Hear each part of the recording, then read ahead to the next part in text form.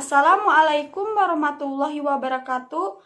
Para pangjeje sareng pamilon anu kusim kuring dipika hormat, puji sinaring syukur hayu urang sami-sami panjatkeun kehadirat Allah Subhanahu wa taala anu parantos maparin kasehatan ka orang sadaya. Urang tiasa patepung lawung pampruk johok patepung rarai dina ieu kasempatan kalawan dina kawilujenganana.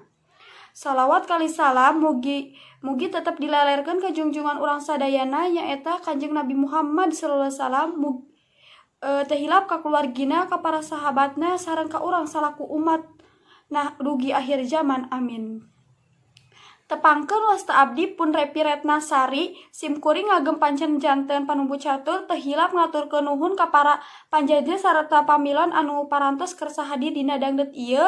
Simkuring sapara kanca ti kelompok hiji badeng medar pasualan bahaya narkoba keur para rumaja. Kukituna supados henteu nyongkolong kana waktos, hayu urang buka ieu sawala ku aosan basmalah sasarangan Bismillahirrohmanirrohim. Para pangjeje sareng pamilon anu kusim kuring dipika hormat, ieu pasualan teh kalintang sayana ku urang sawalakeun jalaran beuki dieu beuki jalmi seueur anu ngonsumsi komo ngedarkeun narkoba. Keur naon eta narkoba digunakeun keur jalmi ayeuna mah seueur anu ngedarkeun narkoba paranti dijual atawa diedarkeun ngarah loba duit. Simkuring sareng rerencangan ti kelompok hiji gaduh pamadegan yen narkoba teh bisa ngabahayakeun jeung ngarugikeun diri sorangan di antawisna.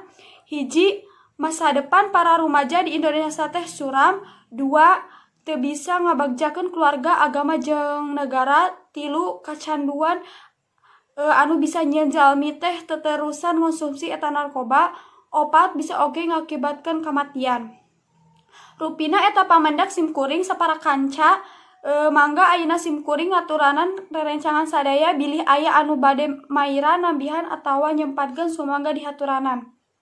Aya anu ditaroskeun? Hatur nuhun kana Bila sareng ka Dinda anu tos ngadugikeun patarosanana ngeunaan bahaya narkoba keur para rumaja. Mangga kanistrina salaku ketua kelompok nganggo ngawaler eta patarosan. Hatur nuhun kanistrina tos ngawaler eta patarosan. Walerana nyaeta lamun eta jalmi teh angger sakeneh wae laporkeun ka pihak anu berwajib, manehna sadar ku kalakuanana sareng urang oge ulah poho ka Gusti Nu Maha Agung ngarah dijauhkeun dina hal anu goreng jeung ngarugikeun sorangan.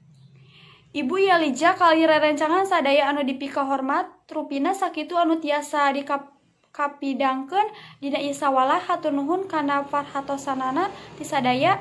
Hapunten bila aya kalepatan sareng kakirangan. Wabillahi taufiq wal hidayah. Wassalamualaikum warahmatullahi wabarakatuh.